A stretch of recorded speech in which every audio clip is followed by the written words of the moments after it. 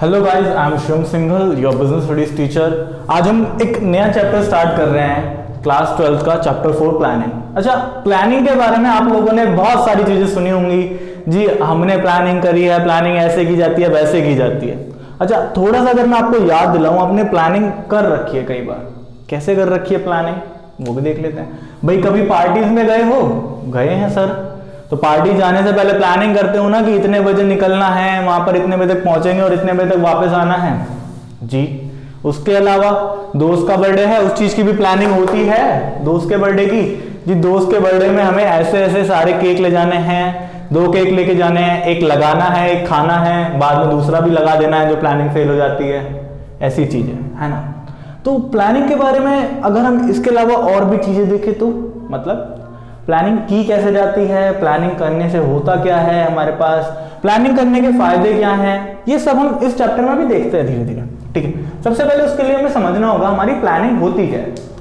अगर मैं प्लानिंग के बारे में बताऊं, प्लानिंग क्या होती है, तो एक चीज हमेशा याद रखना, जब भी प्लानिंग आ जाए, प्लानिंग का मतलब हमेशा फ्यूचर होता है। फ्यूचर के लिए की जाती है प्लानिंग हमेशा। फ्यूचर के लिए से मतलब कि कोई भी अपना पास्ट चेंज नहीं कर सकता, तो प्लानिंग हमेशा फ्यूचर के लिए की जाती है। ठीक है, थोड़ा सा देखें अगर, तो यहाँ पर क्या आ गया, हमने छोटी सी डेफिनेशन भी लिख रहे हैं यहाँ पे साथ साथ, जो कि मैं हिंदी में बताऊंगा आपको पहले, फिर हम उसे इंग्लिश में कन्वर्ट करके साथ साथ लिखेंगे, जिससे हमें याद करने में आसानी रहेगी। दैट्स कि आपको बिजनेस स्टडीज जो लोग कहते हैं रटनी होती है, वो रटनी ना पड़े। ठीक है, मैंने कहा प्लानिंग फ्यूचर के लिए होती है हमेशा, तो इस चीज को मैंने छोटा सा अलग करके लिख दिया, डिसाइड्स इन एडवांस। पहले ही हमें सोचना होता है फ्यूचर के बारे में।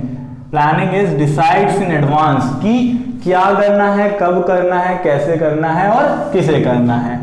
क्या जी? व्हाट टू डू, क्या करना है, कब करना है, व्हेन टू डू, कैसे करना है, हाउ टू डू, एंड किसे करना है, whom टू डू। किस चीज के लिए करते हैं हम प्लानिंग? गोल अचीव करने के लिए, तो जी लिख देते हैं to achieve organisational goals. To achieve organisational goals. अब एक टर्म और पढ़ी होगी आपने, एफिशिएंटली एंड इफेक्टिवली, वो भी लिख देते हैं। ठीक है जी, हमने इतना कर दिया, कोई दिक्कत परेशानी नहीं है हमें। प्लानिंग की डेफिनेशन देखो कितनी आसानी से याद होगी। प्लानिंग की डेफिनेशन क्या है? अगर कोई भी आपसे पूछे क्या करना है, कब, कैसे और किसे, what to do, when to do, how to do and whom to do to achieve organisational goals efficient and effectively. ठीक है, अच्छा, अब हर चैप्टर में यहां से आपको प्रोसेस समझने पड़ेंगे कि प्रोसेस होते क्या हैं। प्रोसेस समझने पड़ेंगे, मतलब पहले एक बार देख लेते हैं प्रोसेस क्या होता है किसी भी चीज का। देखो, प्रोसेस का मतलब होता है, हमें उन्होंने कहा कोई काम करना है हमें, पर लेकिन उन्हें बता दिया कोई काम किस किस तरीके से करना है। जैसे कि आपने कभी अगर आधार कार्ड बनवाया है अपना, तो आधार कार्ड के लिए आपने देखा होगा, पहले आधार कार्ड के लिए आपको कुछ पर्टिकुलर फॉर्मेलिटीज पूरी करनी होती है, फिर आधार सेंटर में जाके फिंगरप्रिंट्स, फोटो वगैरह देनी होती है, देन साइनिंग होती है, एट द एंड आपके घर पर आता है। ये थोड़ी हो सकता है पहले घर पे मंगा लूं मैं, फिर साइन वगैरह, फिर फिंगरप्रिंट वगैरह सब दे जाऊं, नहीं। ठीक है जी, तो प्रोसेस का मतलब क्या होता है, कुछ पर्टिकुलर स्टेप्स होते हैं जो हमें लाइन वाइज चलने होते हैं, लाइन से। ये नहीं है कि मैं पहले जो लास्ट में काम करना था वो मैं पहले कर दूंगा। ठीक है, यहाँ पर प्लानिंग का भी प्रोसेस है, बहुत आसान तरीके से प्रोसेस एक बार समझ लेते हैं प्लानिंग का। एग्जाम्पल्स हैं, नोट करोगे तो बढ़िया रहेगा, बस साथ साथ मत करना। ठीक है, सेटिंग ऑब्जेक्टिव क्या कहता है, अब उसके लिए हमें दोनों का मतलब पता होना चाहिए। ऑब्जेक्टिव का मतलब क्या होता है, वैसे बहुत बच्चों को पता होगा, पर ऑब्जेक्टिव का मतलब होता है मेरा गोल क्या है। गोल मतलब टारगेट क्या है मेरा यहाँ पर। अब सेटिंग ऑब्जेक्टिव क्या कहता है हमें, यहाँ से सेटिंग ऑब्जेक्टिव कहता है कि भाई हर ऑर्गेनाइजेशन अपना गोल रखती है। सपोज आपका भी एग्जांपल लेते हैं, ऑर्गेनाइजेशन का भी एग्जांपल लेते हैं। पहले आपका ले लेते हैं भाई, सपोज करो आप क्लास 12 में आए, आपने अपना एग्जाम्पल वो रखा टारगेट कि भाई मुझे ना 90 नंबर लाने हैं बिजनेस स्टडीज में, या फिर ओवरऑल मुझे 90% लेके आनी है। दूसरी तरफ एक ऑर्गेनाइजेशन ने अपना टारगेट रखा कि उसे आपकी बार प्रोडक्शन जो है वो इंक्रीज करना है, कितने से, 10% से। उसे अपना प्रोडक्शन इंक्रीज करना है। तो ये हमारा टारगेट हो गया, ऑब्जेक्टिव हो गया। अब इसके लिए सोचते हैं, आपने सोचा कि भाई हमारे पास 5 सब्जेक्ट हैं, 5 सब्जेक्ट में से कम 4 तो पढ़ ही लेंगे एक दिन, इंग्लिश बाद में भी देख लेंगे। तो आपने कहा भाई हम 4 घंटे रोज के पढ़ेंगे, हम 4 घंटे रोज के पढ़ेंगे जिससे हमारे अच्छे नंबर आ जाए, सेटिंग ऑब्जेक्टिव में। उसके बाद क्या हुआ, आप एक दिन बीमार पड़ गए, आप पढ़ नहीं पाए तो आपको लगा ये चीज तो आगे फ्यूचर में भी हो सकती है ना जी, हो सकती है। तो इस चीज के लिए आपने क्या करा, आपने 4 घंटे की जगह 5 घंटे पढ़ना शुरू कर दिया। क्या करा, 4 घंटे की जगह 5 घंटे पढ़ना शुरू कर दिया। अब इसी चीज को ऑर्गेनाइजेशन ने भी करा। ऑर्गेनाइजेशन के साथ क्या हुआ, ऑर्गेनाइजेशन सपोज करता है प्रोडक्शन करती है ऐसी किसी चीज का जो जिसमें रॉ मटेरियल लगता है और वो रॉ मटेरियल बाद में जाके महंगा होने वाला है। सपोज करते हैं अनियन का ही, कुछ अनियन का यूज होता है, यहां पर ऊपर लिख देते हैं onion as a raw material, ठीक है। अनियन का यूज करती है मेरी ऑर्गेनाइजेशन रॉ मटेरियल में। अब उसे पता है आगे जाके अनियन जो है थोड़ा महंगा होने वाला है, तो उसने क्या करा, पहले ही जो रॉ मटेरियल था ना, जो हमारा रॉ मटेरियल है उसने वो स्टॉक करके रख लिया, मतलब इकट्ठा करके रख लिया थोड़ा सा, कि हाँ मुझे आगे इतना मुश्किल ना पड़े, इतना नुकसान ना हो मुझे आगे जाके रॉ मटेरियल से। तो उसने स्टॉकिंग करके रख ली। आपने भी क्या करा, 4 से 5 घंटे पढ़ना शुरू कर दिया। अब दोनों तरफ देखते हैं डेवलपिंग प्रोमाइसेस का फायदा क्या है और इसका मतलब क्या है।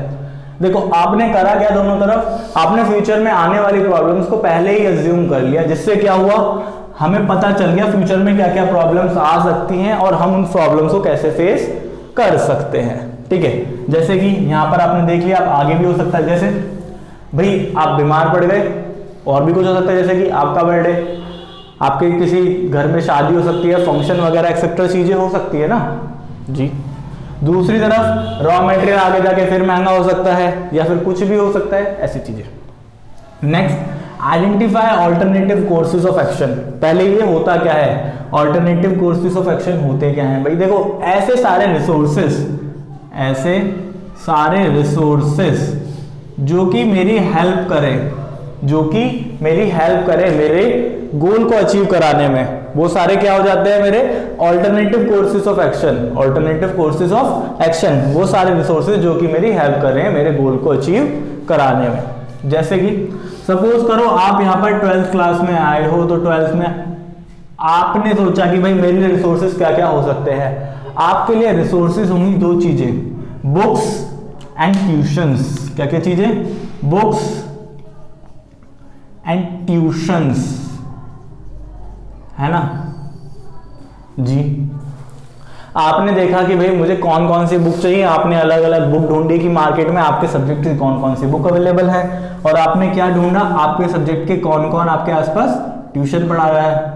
ये सारी चीजें, बुक्स वाला तो ठीक है, हम ट्यूशन वाला लेके चलते हैं साथ साथ। मैंने देखा कि भाई मेरे मार्केट में जो मेरे ट्यूशन हैं, मेरे जो है वो जो सारे सब्जेक्ट्स हैं 50 लोग पढ़ाते हैं, 50 ट्यूशन मिल गए मुझे आसपास।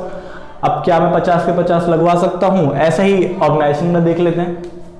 ऑर्गेनाइजेशन का गोल था कि उसे अपना प्रोडक्शन इंक्रीज करना है। उसके लिए उसके पास जो ऑप्शन बने, वो उसके पास ऑप्शन बने, पहला या तो भाई न्यू मशीनरी लेके आए, हम नई मशीनरी ले आए, जिससे क्या होगा, ऑर्गेनाइजेशन का फायदा होगा, पर लेकिन इसमें पैसा बहुत लगेगा। या फिर दूसरा, नए एम्प्लॉय हायर कर लें, और नए एम्प्लॉय हायर कर लें हम। या फिर भाई जो पुराने एम्प्लॉयज हैं, मतलब पुराने जो वर्कर्स हैं, उन्हें हम ट्रेनिंग प्रोवाइड कर दें। ये सारी चीजें हो सकती है, हमारे पास से हो सकती है ना। तो हमने क्या करना है, आइडेंटिफाई कर लेना है सारे रिसोर्सेज इस वाले स्टेप में। जैसे उधर ट्यूशन मिल गए 50, इधर हमारे पास 3 एग्जांपल मिल गए कि हमें अपना प्रोडक्शन अगर इंक्रीज करना है तो हम क्या क्या कर सकते हैं। देन नेक्स्ट स्टेप में हमें चीजों को इवेल्युएट करना है, इवेल्युएट करने का मतलब होता है छांटना। यहाँ पर वैसे रियली में मतलब होता है फीडबैक देना, पर यहाँ पर है छांटना। कैसे छांटना वो देख लेते हैं एक बार। यहाँ पर इन्होंने कहा हमारे पास 50 ट्यूशन है, 50 के 50 तो लगवा नहीं सकते, तो आप क्या करोगे, जो ट्यूशन आपके पहुंच से बाहर है, जैसे कि सपोज करो किसी की फीस ज्यादा है, किसी का टाइम सूटेबल नहीं है, ऐसी चीजें उन्हें हटा दोगे। यहाँ पर ऐसे ही ऑर्गेनाइजेशन ने क्या करा, उसे लगा कि भाई नई मशीनरी तो हम नहीं खरीद पाएंगे क्योंकि हमारा बजट कम है, तो उन्होंने इस ऑप्शन को हटा दिया अपने पास से। ठीक है। तो यहाँ पर क्या करा मैंने, सारे ट्यूशंस में क्या 25 ट्यूशंस मिल गए मेरे को। सपोज करो मैं सब में जाके देखा, मुझे सिर्फ 25 ही अच्छे लगे। दूसरी तरफ मैंने नए एम्प्लॉय हायर करने वाला और ट्रेनिंग वाले को आगे पहुंचा दिया कि हाँ जी मुझे ये ऑप्शन अच्छे लग रहे हैं। देन चुन तो मैं एक ही सकता हूँ, मतलब ट्यूशन तो मेरे पास 5 सब्जेक्ट है, 5 के ही लगा सकता हूँ ना। तो नेक्स्ट क्या हुआ, आगे जाकर हमने देखा कि जो मेरी ऑर्गेनाइजेशन है उसने क्या करा, उसने कहा जी हम तो अपने एम्प्लॉयज को ट्रेनिंग दिलाएंगे, हम अपने एम्प्लॉयज को ट्रेनिंग दिलाएंगे। लास्ट स्टेप में हमें नए एम्प्लॉयज भी नहीं चाहिए। क्यों, नए एम्प्लॉयज अगर मैंने रखे थोड़े टाइम में छोड़ के भाग गए तो क्या होगा। बट जो मेरे पुराने एम्प्लॉयज हैं मैं उन्हें ट्रेनिंग दिलाऊंगा, उन्हें एफिशिएंट करूंगा और ज़्यादा, तो इससे क्या होगा मेरा फायदा होगा और वो इतने टाइम से हैं तो ऑर्गेनाइजेशन में उनका मोटिवेशन भी बढ़ेगा। ऐसे ही दूसरी तरफ आपने 25 में से 5 ट्यूशन देखे।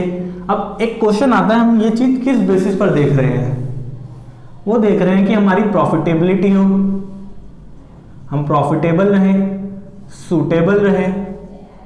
सूटेबल मतलब कि थोड़ा बहुत हमारे हिसाब से हो, फ्लेक्सिबल कि जैसे ट्यूशन में कभी कभी होता है ना छुट्टी कर ली तो बैकअप क्लासेस मिल जाएं, ऐसी चीजें। देन इम्प्लीमेंटिंग प्लान, काम भी शुरू करना पड़ेगा उस चीज पर जो हमने शुरू सोची है। सोचो अगर इतना ही सब कुछ करके, जितना मैंने इतना करा है, अगर मेरे को इतना काम करके रिजल्ट आ जाए तो कितना ही मजा आएगा। तुम्हारे घर वाले लाखों रुपए फूंक देंगे कि हाँ जी कोई दिक्कत नहीं, हमारे बच्चे की ट्यूशन लगवा देंगे, हम 5 की जगह 10 पर दिल्ली यूनिवर्सिटी या फिर कोई अच्छी यूनिवर्सिटी मिलनी चाहिए।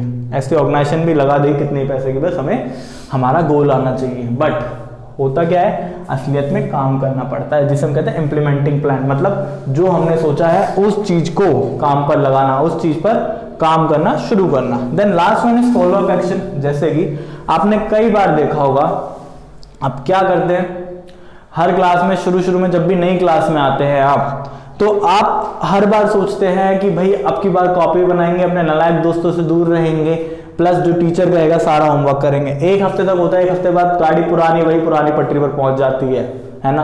तो इस चीज को नहीं होने देना। यहाँ पर इसने कहा है कि फॉलो अप एक्शन में हमें देखना है, फॉलो अप एक्शन में हमें देखना है कि हम सही ट्रैक पर हैं या नहीं, we are on the right track or not, we are on the right track or not. ठीक है ना, हम सही ट्रैक पर है या नहीं है। तो भाई होप करता हूं आप लोगों को ये वाली वीडियो अच्छी लगी हो। चैनल सब्सक्राइब जरूर करके जाना, वीडियो लाइक करके जाना, और अगर कोई भी डाउट है तो कमेंट करना ना भूलें।